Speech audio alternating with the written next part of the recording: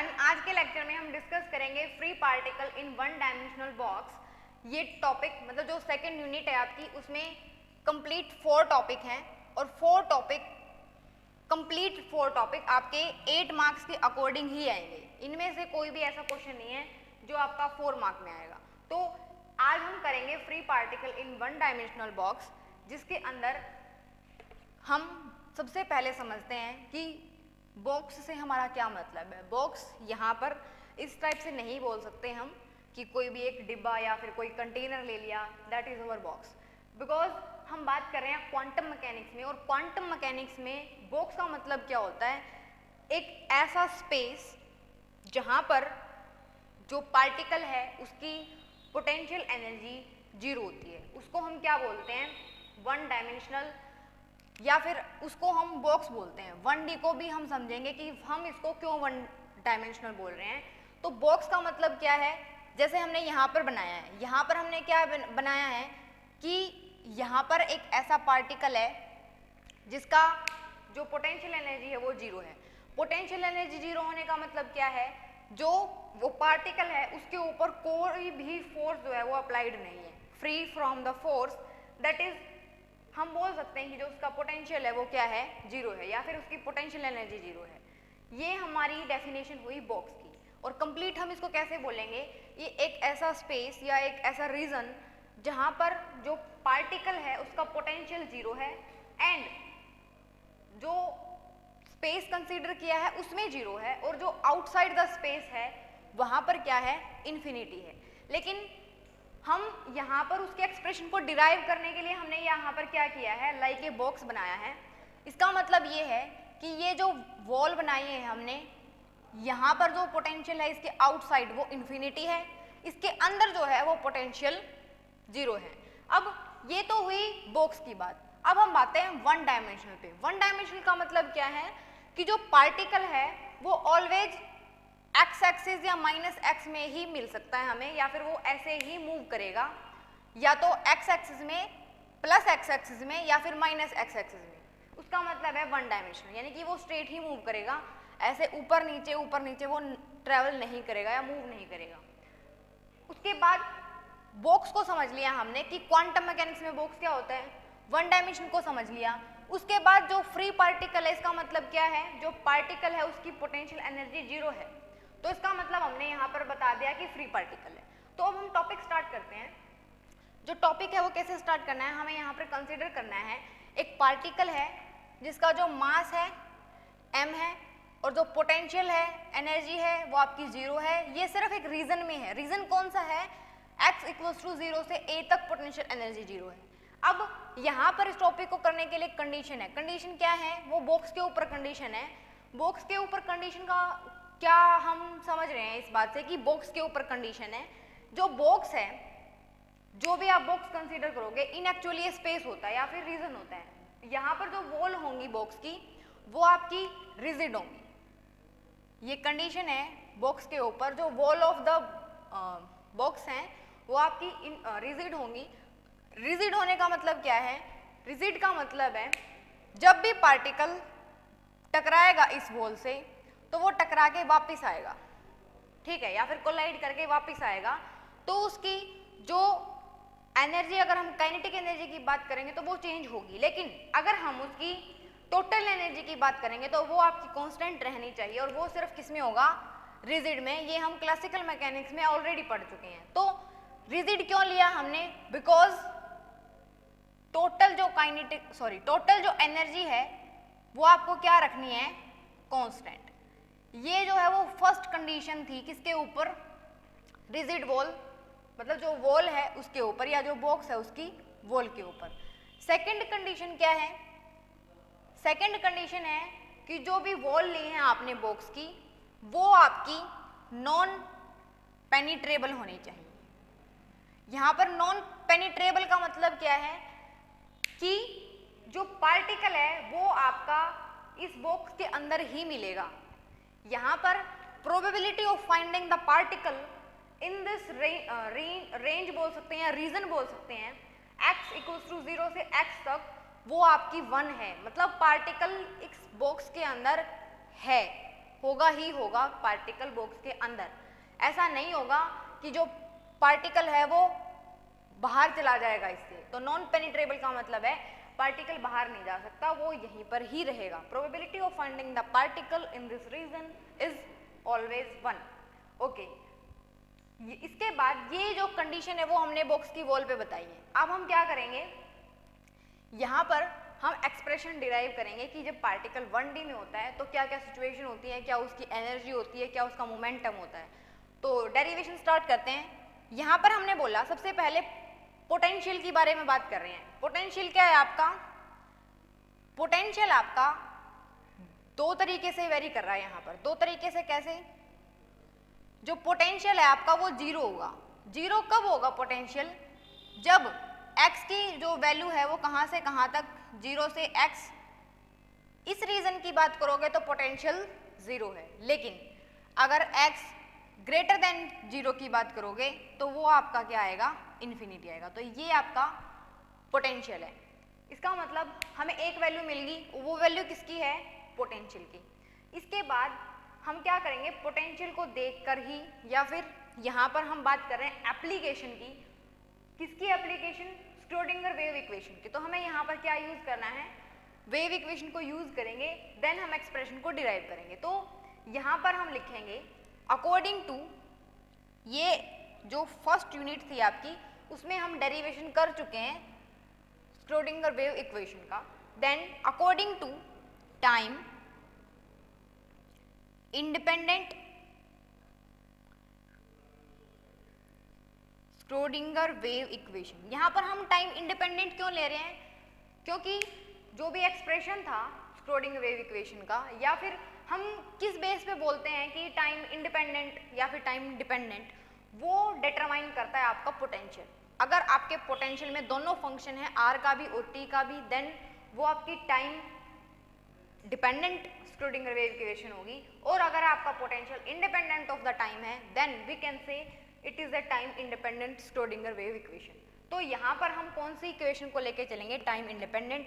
अगर हम time dependent लेके चलते हैं तो टाइम के साथ जो पार्टिकल के होने की पॉसिबिलिटी है वो कुछ भी हो सकती है अकॉर्डिंग टू टाइम। लेकिन हम यहाँ पर time independent Schrodinger wave equation लिखेंगे, और वो इक्वेशन आपकी क्या होती है, h cut square divide by 2m plus, या फिर इसकी अनदर फॉर्म भी यूज कर सकते हैं।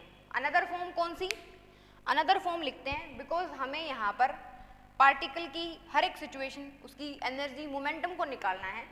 तो जो psi x square plus 2m h cut square e minus V equals to 0। ये इक्वेशन फर्स्ट है आपकी time independent Schrodinger wave equation.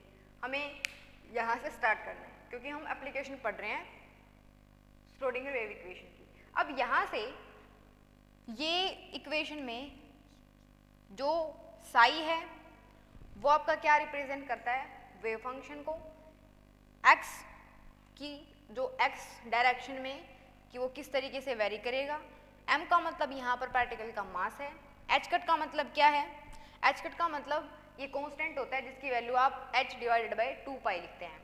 e का मतलब energy of the particle, and v का मतलब क्या है, पोटेंशियल। अब पोटेंशियल कितना है, 0। तो हम इस इक्वेशन को मॉडिफाई वे में लिखेंगे तो कैसे लिखेंगे, plus 2m h cut e, अगर v को 0 लिखेंगे तो यहाँ पर 0, मतलब सिंपल e बच जाएगा, तो उसको हम नहीं लिख रहे हैं यहाँ पर, तो इक्वल्स टू 0। अब यहाँ पर भी हमारा साई आता है। इसके बाद ये जो वैल्यू है, इस वैल्यू को हम मान रहे हैं कि ये जो वैल्यू है वो k की वैल्यू है, या फिर इसको हम क्या कंसिडर करके चल सकते हैं, k स्क्वायर। ये वैल्यू आपकी, आप यहाँ पर नेक्स्ट लिखेंगे कि इस इक्वेशन को आप नाम देंगे सेकंड इक्वेशन। अब सेकंड इक्वेशन में जो k स्क्वायर है आपका वो किसके बराबर है, 2me divided by h cut square. अब अगर हमें सिंपल k लिखना है तो हम उसको कैसे लिखेंगे, यहाँ से स्क्वायर को काट देंगे और यहाँ पर क्या आ जाएगा, अंडर रूट। तो k की वैल्यू क्या है हमारे पास, k की वैल्यू है under root 2me divided by h cut square. इसके बाद हमें क्या करना है, ये जो इक्वेशन है, ये अब इक्वेशन हमारी कौन सी बन रही है, इस इक्वेशन को हम क्या बोलते हैं, या फिर ये जो इक्वेशन है इसका सॉल्यूशन कैसे होता है, इसका सॉल्यूशन लिखते हैं हम। ये जो इक्वेशन आपको दिखाई दे रही है ये होमोजेनियस इक्वेशन है। अब होमोजेनियस इक्वेशन का सॉल्यूशन कैसे निकालते हैं वो हम मैथ्स में पढ़ चुके हैं। यहाँ पर जो भी टर्म्स हैं वो बहुत सारी मैथ्स की यूज होंगी, तो हमें यहाँ पर मैथ्स भी आना चाहिए इस इक्वेशन को सॉल्व करने के लिए। अल्टीमेटली आपको जितने भी टॉपिक हैं सेकेंड यूनिट में, हर एक में मैथमेटिक्स है।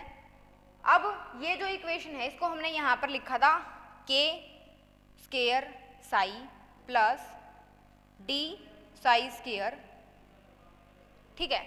अब इसके बाद इस इक्वेशन का सॉल्यूशन क्या होता है, अगर मैं इसको d मान लूँ, D square plus k square equals to 0। अब इस इक्वेशन का सॉल्यूशन कैसे निकलता है, इक्वेशन का सॉल्यूशन निकलता है, इसका निकलेगा प्लस माइनस आयोटा के, और जब जो सॉल्यूशन है वो डिफरेंट आते हैं तो आप इसका कॉम्प्लीमेंट्री फंक्शन लिखते हैं। वो फंक्शन कैसे लिखा जाता है, इसके बाद अगर हम इसके कॉम्प्लीमेंट्री फंक्शन की बात करें तो फंक्शन कौन सा हमारे पास, साई, यानी कि जनरल सॉल्यूशन ढूंढना है हमें।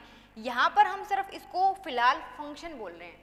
अब ये वेव फंक्शन है, आइगन फंक्शन है, या फिर कौन सा फंक्शन है वो हम बाद में बात करेंगे। यहाँ पर अगर हम इसको सिंपली मैथ्स की टर्म में देखें तो ये सिर्फ एक फंक्शन है, और जो भी साई फंक्शन है इसका सॉल्यूशन क्या आएगा, इस इक्वेशन का सॉल्यूशन आएगा आपका a कोई भी कांस्टेंट है e की power iota kx plus b e की पावर आयोटा k, इसको आप k1 k2 मान सकते हैं, या फिर यहाँ पर हमने क्या माना है प्लस माइनस आयोटा k, जो साई है वो किसके इक्वल आएगा, यहाँ पर b e की पावर माइनस kx।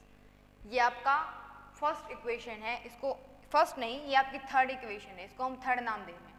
अब यहाँ से इस स्टेप के बाद हमें क्या फॉलो करना है, मैथ्स की एक छोटी सी टर्म जिसको हम बाउंड्री कंडीशन बोलते हैं।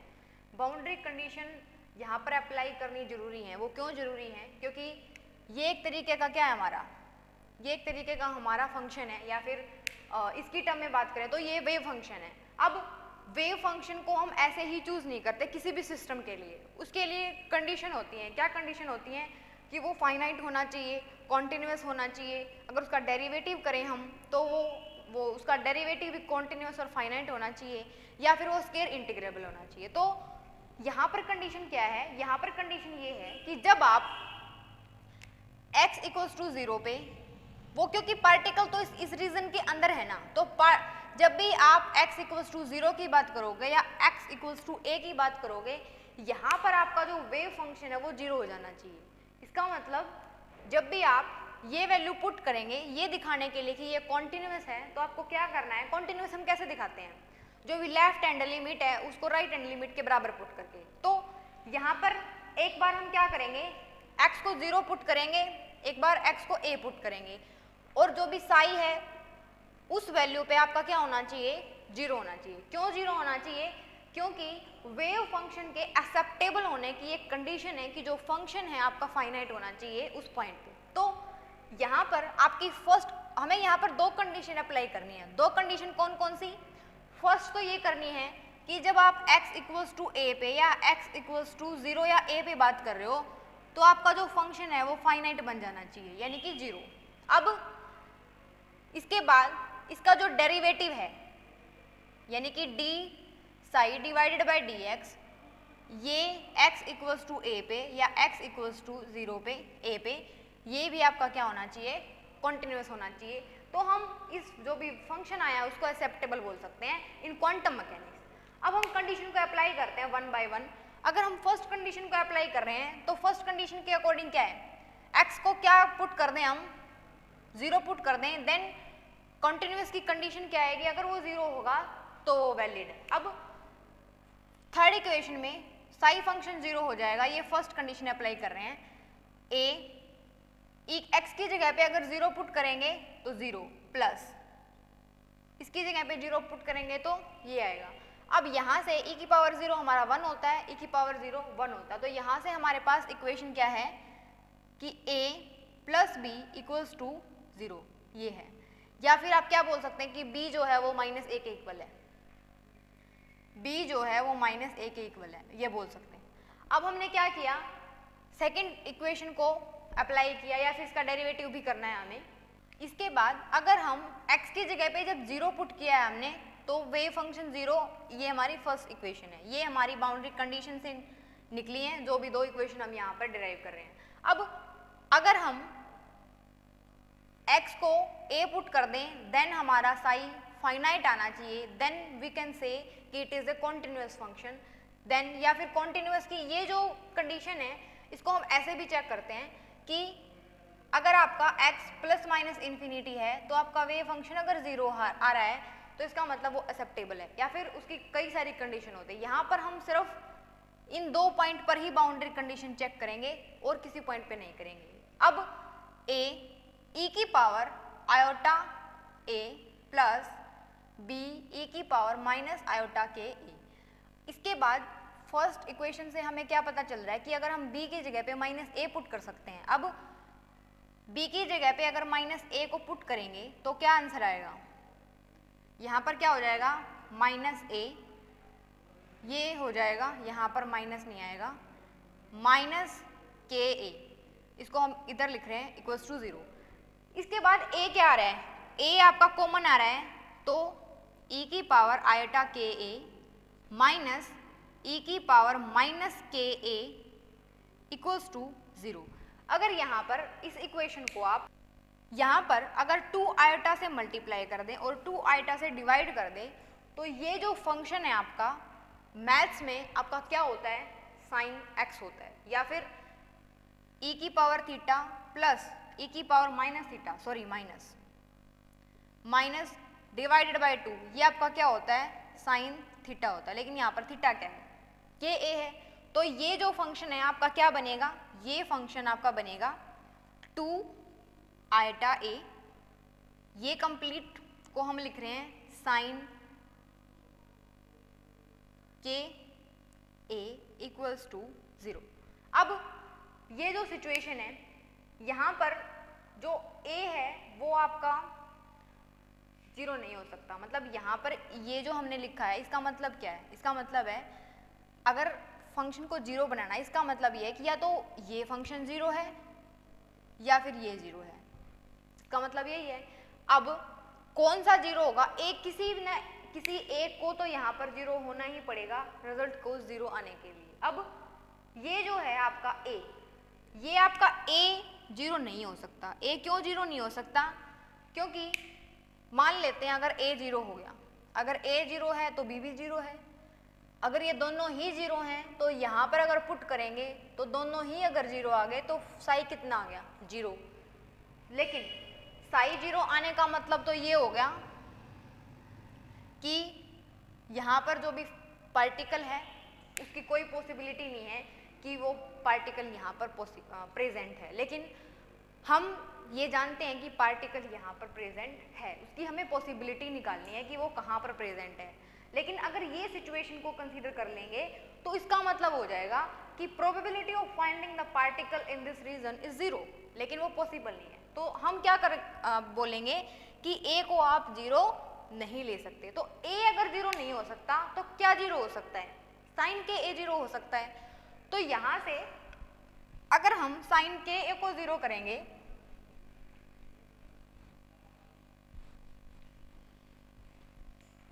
साइन के a का 0 होने का मतलब क्या है, यहाँ पर हम ये नहीं बोल सकते कि साइन के a 0 होने का मतलब है कि k हमारा 0 आ गया या फिर कुछ भी। साइन जो kx है या फिर साइन फंक्शन 0 कब हो सकता है, जब यहाँ पर साइन n पाई हो, ये भी आपकी मैथ्स की टर्म है। तो साइन 0 हो सकता है आपका कब हो सकता है, जो यहाँ पर साइन n पाई है। तो यहाँ से हम क्या बोल सकते हैं कि जो ka है वो किसके बराबर है, n पाई, और जो आपकी n की वैल्यू है यहाँ पर 0 1 2 3 कोई भी पॉसिबल है। इसके बाद जो ka है वो किसके बराबर है आपका n पाई के बराबर है। तो k a equals to n pi. यहाँ से अगर मुझे k की वैल्यू चाहिए तो कैसे लिखेंगे, k की वैल्यू को लिखेंगे आप n pi divided by a। अब हमें रिकॉल करना है, एक k की वैल्यू हम इससे पहले भी लिख चुके हैं, लिखी थी हमने। अब दोनों k की वैल्यू को कंपेयर करना है। दोनों k की वैल्यू को जब कंपेयर करेंगे तो रिजल्ट क्या आएगा, इस स्टेप के बाद यहाँ पर है k a की वैल्यू यहाँ पर है n pi divided by a, लेकिन एक और k की वैल्यू थी हमारे पास, वो वैल्यू क्या थी आपकी √2 me divided by h cut square, ये थी। अगर हमें इसको सॉल्व करना है और सॉल्व करके हम एनर्जी निकाल सकते हैं यहाँ से, वो एनर्जी निकालने का मतलब क्या, हमें जो पार्टिकल है उसके एनर्जी लेवल्स पता चल जाएंगे। अब यहाँ से दोनों तरफ आप स्केयरिंग करेंगे तो ये रिजल्ट आएगा, यहाँ से क्या हो जाएगा 2me divided by h cut square. इसके बाद अगर हम यहाँ से एनर्जी निकाल रहे हैं, एनर्जी को इस साइड लिख रही हूँ मैं, E इक्वल्स टू किसके बराबर होगा, h कट स्क्वायर उस तरफ चला जाएगा, 2m इसके नीचे आ जाएगा, तो E equals to n square pi square h cut square divided by 2m a square. Okay, a का मतलब क्या है, ये जो लेंथ है पार्टिकल की, सॉरी जो बॉक्स है उसकी लेंथ है ये l। अब n क्या है, n यहाँ पर आपका एनर्जी लेवल्स रिप्रेजेंट करेगा। n की वैल्यू आपकी नॉट इक्वल टू 0 होगी, अगर e 0 हो जाएगा तो वो फंक्शन 0 बन जाएगा। n की वैल्यू आपकी कहाँ से स्टार्ट करेंगे, 1 से 2 3 4 कुछ भी हो सकती है। इसके बाद ये जो एनर्जी का एक्सप्रेशन आया है, इस एनर्जी के एक्सप्रेशन से हमें क्या पता चल रहा है, इसको हम एक तरीके से और भी लिख सकते हैं। कैसे, जो h कट है उसकी वैल्यू को अगर हम h divided by 2 pi put कर दें तो यहाँ पर 8 आ जाएगा, तो ये रिजल्ट बन जाएगा h स्क्वायर डिवाइडेड बाय 8 पाई से एक पाई कैंसिल हो जाएगा, या फिर इसको पुट करें तो h कट की वैल्यू का h ये भी पुट कर सकते हैं, तो रिजल्ट थोड़ा ही डिफर करेगा। बाकी हम इसी फॉर्म में लिखेंगे इसको, h कट की फॉर्म में ही, तो ये आपका रिजल्ट बनेगा 2ma स्क्वायर। ये आपके एनर्जी लेवल्स हैं, मतलब ये जो एक्सप्रेशन है इसे एनर्जी लेवल कैसे बताएंगे। अगर आपको बोल दिया जाए कि जो पार्टिकल है वो आपका ग्राउंड स्टेट में है, सपोज अगर हम बोल रहे हैं कि पार्टिकल ग्राउंड स्टेट में है, तो हम यहाँ पर n की वैल्यू का मतलब क्या है 1 है। अब उसके लिए इसके डायग्राम बनाते हैं हम, ये जो एनर्जी एक्सप्रेशन हमने लिखा है इसके लिए। अभी ये टॉपिक हमारा कंप्लीट नहीं है, अभी हमें यहाँ पर जो भी आपका फंक्शन है उसको नॉर्मलाइज भी करना है। नॉर्मलाइज करना इंपॉर्टेंट है क्योंकि नॉर्मलाइजेशन जो भी वेव फंक्शन है उसके लिए नॉर्मलाइजेशन कंडीशन भी वैलिड होनी चाहिए। तो सबसे पहले लेकिन हम इसके एनर्जी लेवल्स देखेंगे कि एनर्जी लेवल कैसे आते हैं। जो E है आपकी वो क्या बता रही है, पार्टिकल की एनर्जी के बारे में बता रही है, जहां पर N आपका लेवल्स है, पाई आपका कांस्टेंट है, H आपका कांस्टेंट है, M जो है वो पार्टिकल का मास है। वो क्वेश्चन टू क्वेश्चन वेरी कर सकता है, एग्जामिनर आपको भी दे सकता है न्यूमेरिकल्स में कि M की वैल्यू ये है। A की वैल्यू है वो भी आपकी डिफर कर सकती है, वो भी वैल्यू आपको गिवन मिलेगी। अब जो एनर्जी के एक्सप्रेशन में अगर हम बोल दें कि जो n की वैल्यू है वो 1 है, देन 1 को हम कहाँ बनाएंगे, इसको हम बोलेंगे ग्राउंड स्टेट उसकी। तो ग्राउंड स्टेट को बनाएंगे, ये n इक्वल्स टू 1 के कॉरस्पॉन्डिंग है, तो ये क्या आएगा पाई square h cut square divided bye 2am square. अब अगर हम n की वैल्यू को 2 पुट कर दें, यहां पर बनाते हैं, सपोज n की वैल्यू कितनी है 2 है, तो 2 2 जा 4, तो ये एनर्जी लेवल आपका कौन सा बनेगा 4। ये n इक्वल्स टू 2 के कॉरस्पॉन्डिंग जो बनेगा 4 पाई square h square 2ma square. Okay, ये हम सिर्फ 1 डायमेंशनल की बात कर रहे हैं, इसीलिए हमने यहाँ पर सिर्फ n लिखा है। अगर हम कहीं पर 2D की बात करते हैं तो जो ये n है या फिर n स्क्वायर आपका क्या होता है nx square n square y, ये होता है। इसका मतलब ये है, मान लो n की वैल्यू 2 है तो आपका जो पार्टिकल है वो हो सकता है 1 1 हो या फिर 2 1 हो या फिर 1 2 हो, ये अलग फैक्टर है। लेकिन यहाँ पर 1D के बारे में बात करें तो n की सिर्फ यही लिखेंगे। और अगर 3D की बात कर रहे हैं तो आपका n टोटल किसके बराबर होता है, nx square plus ny square plus nz square, ये होता है। इसके बाद क्या है, ये हमने एनर्जी लेवल्स बना दिया। अगर हम 3 पुट करेंगे तो 9 मतलब थोड़ा इससे ऊपर आएगा, तो एनर्जी लेवल्स थोड़ा ऊपर बना देंगे। ये किसके कॉरस्पॉन्डिंग है, n इक्वल्स टू 3 के कॉरस्पॉन्डिंग है। तो इस तरीके से आपके एनर्जी लेवल्स डायग्राम बनेंगे। अब ये जो टॉपिक है अभी कंटिन्यूएशन में है, इसके बाद आपको क्या करना है, अगर एग्जाम में टॉपिक आता है यहाँ तक एनर्जी निकली है सिर्फ, अगर 8 मार्क्स में आएगा तो कंप्लीट करना है हमें। अब कंप्लीट कैसे होगा, अभी तक सिर्फ एनर्जी पता की है, अब हम थोड़ा और फर्दर इसके बारे में पढ़ते हैं।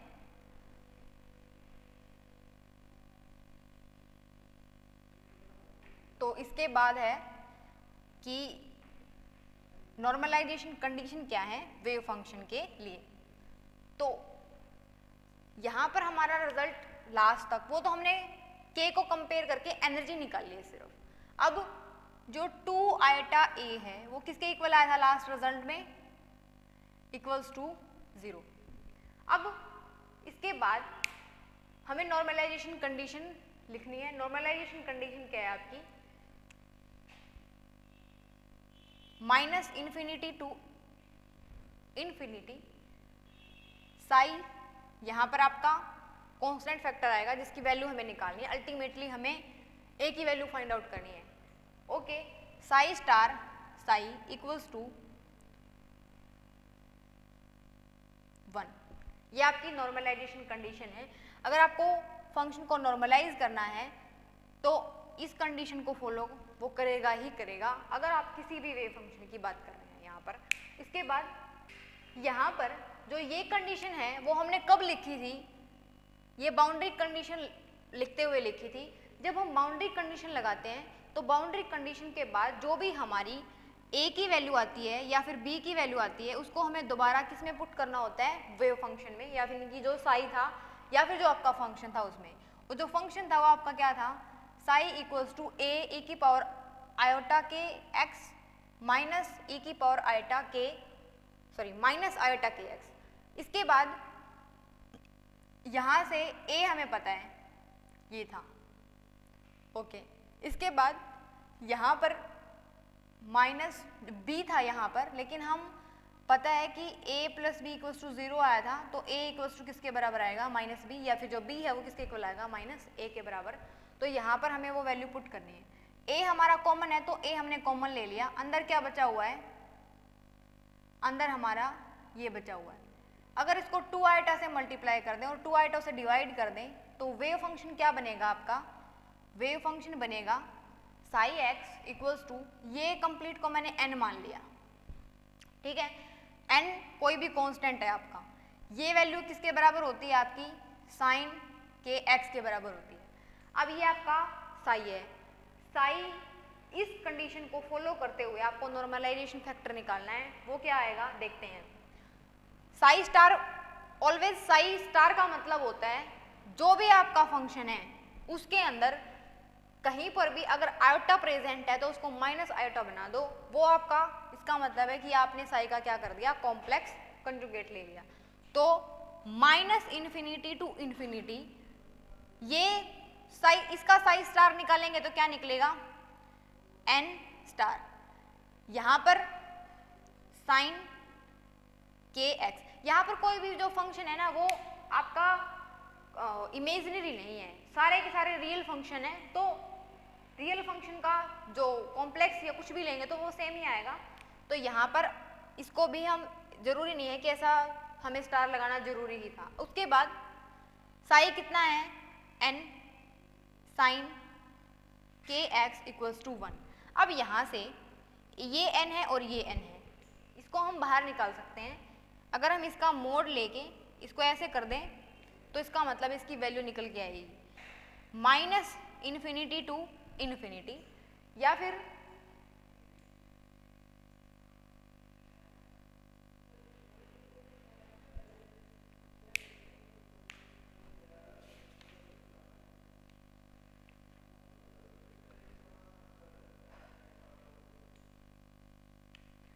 यहाँ पर जो साइन के एक्स है 2 बार है, तो इसको हम कैसे लिखते हैं, साइन स्क्वायर के एक्स। अगर हमें के की वैल्यू पुट करनी है तो वो भी पुट कर सकते हैं। के की वैल्यू हमारी किसके बराबर थी, एन पाई डिवाइडेड बाय ए, ये वैल्यू थी हमारी के की। इसके बाद यहाँ पर हम माइनस इन्फिनिटी से इन्फिनिटी हम तब लेते हैं जब आपको ये नहीं बताया गया कि जो फंक्शन है वो उसकी रेंज कहाँ से कहाँ तक है। लेकिन आपको यहाँ पर गिवन है कि रेंज आपकी 0 से a है, तो यहाँ पर आप नॉर्मलाइजेशन कंडीशन का फॉर्मूला लिखना है तब हमें यहाँ पर माइनस इन्फिनिटी और इन्फिनिटी ही लिखना है। लेकिन जब हम एक्चुअल सिस्टम की बात कर रहे हैं, ये आपका एक स्पेशल सिस्टम के बारे में बता रहा है वो, तो यहाँ पर आपको क्या करना है, 0 से a ही लेना है। साइन x ये आपका किसके बराबर है, 1। अगर आप इस फॉर्मूले को खोलेंगे तो ये फॉर्मूला क्या बनेगा, यानी कि इंटीग्रेट बाद में करेंगे। ये फॉर्मूला क्या होता है आपका, n स्क्वायर 0 से a तक, इसका फॉर्मूला होता है आपका 1 माइनस कोस के एक्स डिवाइडेड बाई 2। ठीक है, ये आपका किसके बराबर है, 1 के बराबर। अब ध्यान से सोचें, अगर हम इस 2 को बाहर निकाल लें तो ये 2 तो बाहर आ गया, मतलब 2 खत्म हो गया अंदर से। अब इसका इंटीग्रेशन करना है। इंटीग्रेशन ऐसे नहीं करते, यहाँ पर जो भी डी टाउ मैंने ये स्टैंडर्ड कंडीशन लिखी है, लेकिन हम सिर्फ एक्स डायरेक्शन के बारे में बात कर रहे हैं, तो यहाँ पर आपको एक्स भी लिखना है, या फिर इसको मॉडिफाई करके लिखेंगे तो डी टाउ की जगह पे आपको डी एक्स लिखना है। यहाँ पर भी क्या है, डी एक्स है। इसके बाद जब आप इंटीग्रेशन करेंगे तो 1 का इंटीग्रेशन क्या होता है, एक्स होता है।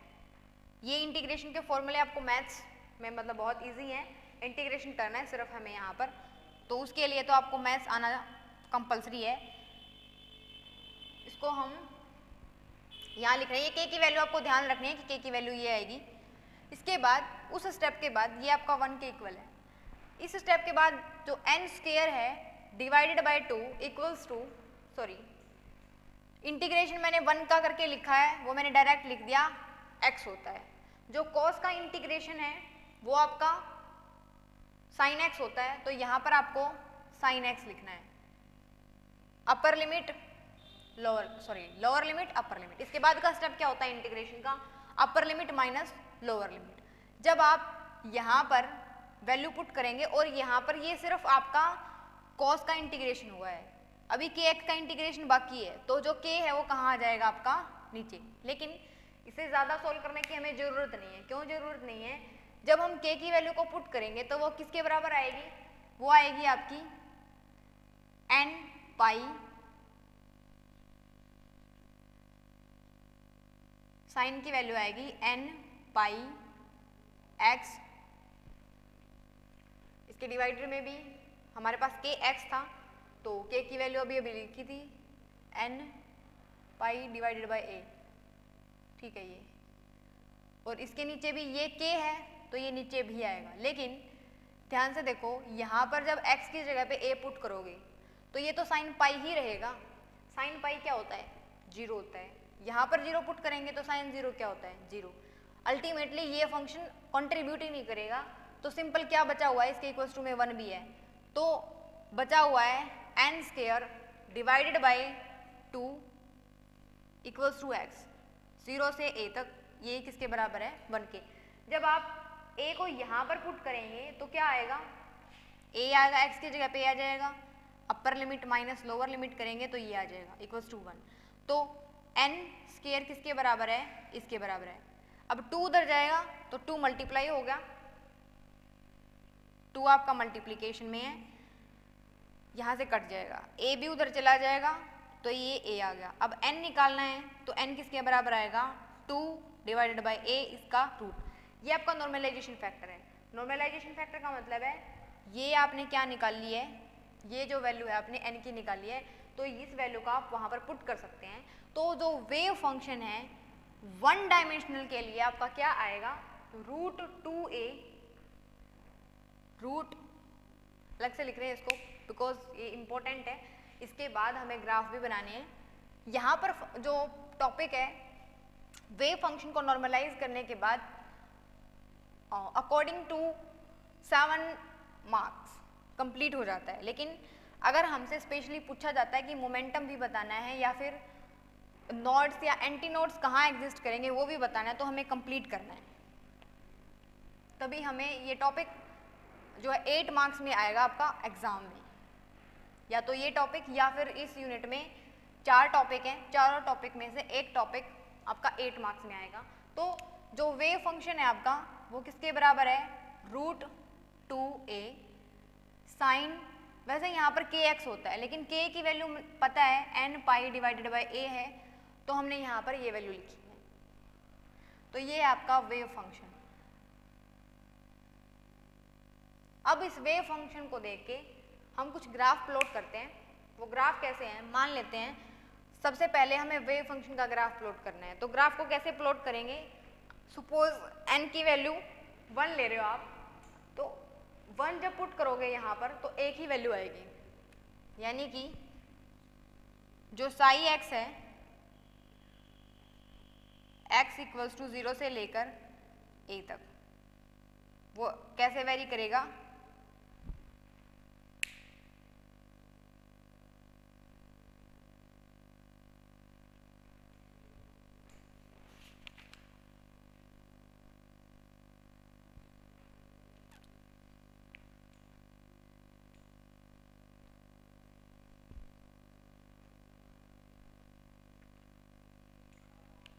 यहाँ पर जो ये प्लॉट बनाए हमने, ये कंप्लीट प्लॉट, ये किसके बारे में है, नॉर्मलाइजेशन फैक्टर की डिस्ट्रीब्यूशन है n इक्वल्स टू 1 2 3 के कॉरस्पॉन्डिंग। अगर हम 2 की बात कर रहे हैं तो 2 को आप कैसे बनाओगे, 2 मतलब आपको ऐसे यहाँ पर x इक्वल्स टू 0 से लेकर x इक्वल्स टू a तक, ऐसे मतलब ये जो वेव जैसे बन रहे हैं वो आपको 2 बनाने हैं, अगर n इक्वल्स टू 2 की बात कर रहे हो। अगर n इक्वल्स टू 3 की बात कर रहे हैं तो कैसे बनेगा, ऐसे बनेगा, यहाँ पर आपका x इक्वल्स टू 0 से x इक्वल्स टू a हो गया। अब ये तो सिर्फ नॉर्मलाइजेशन वेव फंक्शन की बात थी। अब अगर हमें प्रोबेबिलिटी बनानी है तो प्रोबेबिलिटी कैसे बनाएंगे, प्रोबेबिलिटी कैसे निकालते हैं हम, जो भी आपका फंक्शन है और उसका साइज स्टार, उसका इंटीग्रेशन इक्वल्स टू 1, ये से हम प्रोबेबिलिटी निकालते हैं। या फिर प्रोबेबिलिटी सिंपली कैसे निकलती है, जैसे सपोज हम प्रोबेबिलिटी लिख रहे हैं तो माइनस इन्फिनिटी से, या फिर जो भी रेंज आपको गिवन है, यहाँ पर जैसे रेंज आपको गिवन है 0 से a तक, तो Sai star Sai D tau, या फिर डी टाउ का मतलब है कोई भी एक्सेस हो सकती है वहाँ पर, डिवाइडेड बाई माइनस इन्फिनिटी से इन्फिनिटी तक Sai star Sai D tau, ये से प्रोबेबिलिटी निकलती है आपकी। तो अगर आपको वेव फंक्शन गिवन है तो प्रोबेबिलिटी निकल जाएगी। प्रोबेबिलिटी एक तरीके से इसकी शॉर्ट फॉर्म लिखें तो साई एक्स का स्क्वायर, वो क्या है आपकी प्रोबेबिलिटी है। तो जब प्रोबेबिलिटी का मतलब है यहाँ पर जब भी आप इस वेव फंक्शन की बात करेंगे वो नेगेटिव में नहीं जाएगा, जैसे ये नेगेटिव में है वेव फंक्शन, तो जब प्रोबेबिलिटी ड्रा करोगे तो वो ऊपर ही बनेगी, क्योंकि प्रोबेबिलिटी नेगेटिव नहीं होती है। तो यहाँ पर अगर इसकी बात करेंगे n इक्वल्स टू 1 के कोरस्पॉन्डिंग, ये आपकी ऐसे बनेगी क्योंकि इसमें सिर्फ एक ही पार्ट है। जब आप 2 के कोरस्पॉन्डिंग बनाएंगे तो यहाँ पर ऐसे 2 बने हुए हैं, तो ये दोनों ऊपर ही बनाने हैं आपको, ये प्रोबेबिलिटी है n इक्वल्स टू 2 के कोरस्पॉन्डिंग। अब यहाँ पर हम ये क्या बना रहे हैं ये हम बाद में डिस्कस करेंगे। अगर ये टॉपिक सिर्फ वेव फंक्शन तक आता है या फिर पूछा जाता है यहीं तक, तो उसको हम यहीं तक करेंगे। ये आपका कंप्लीट था वेव फंक्शन तक 8 मार्क्स के अकॉर्डिंग। इसके बाद अगर इसमें कुछ और भी पूछा जाता है तो वो भी हम निकालेंगे, जैसे मोमेंटम है या फिर एंटी नोड्स हैं, नोड्स हैं, वो इसे नेक्स्ट लेक्चर में करेंगे हम। Thank you.